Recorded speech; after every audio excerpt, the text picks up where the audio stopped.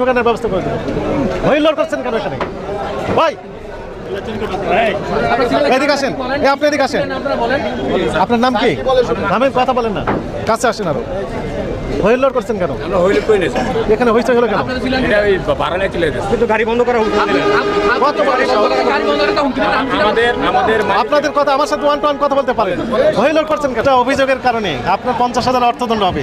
আপনি দিবেন 400, 500, 1,000 টাকা বেশি, দণ্ড দিবেন 50,000। তাহলে কত লস হলো?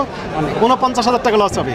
1,000 টাকা যদি টিকিট বেশি নেন, আপনার দণ্ড হবে 50,000। তাহলে পকেট থেকে অতিরিক্ত ভর্তুকি দিতে হবে কত? নেয়নি।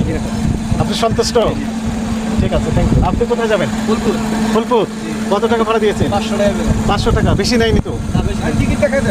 না না, ঠিক আছে। ছিল 450 টাকার ভাড়া, ওনারা 1,000 টাকা নেন।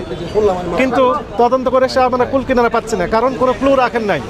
এনারও স্মার্ট, ওভার স্মার্ট, কোনো ক্লু রাখেন না, ক্লুলেস রেখে দিয়েছেন।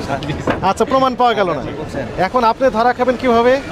আইনে বলা হয়েছে যে ঘটনা ঘটার 30 দিনের মধ্যে লিখিত অভিযোগ দায়েরের ব্যবস্থা রয়েছে। যদি একজন প্যাসেঞ্জার 30 দিনের মধ্যে অভিযোগ দায়ের করেন, তাহলে আমরা আমলে নিতে পারবো। এবং তার কাছে টিকিট তো থাকবেই, অথবা অডিও ভিডিও কোনো ক্লিপ যদি থাকে, প্রমাণক যদি থাকে, এটাই আমলে নেওয়া যাবে।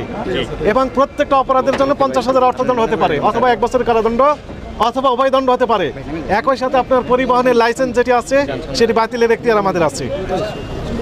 আপনার লাইসেন্সই থাকবে না, কার কাছে অতিরিক্ত টাকা নেবেন আবার? ঠিক আছে, সুযোগ নেই। আমরা কারো কাছ থেকে হ্যাঁ, এটি সতর্ক করার জন্য আমরা আসছি। ঠিক আছে।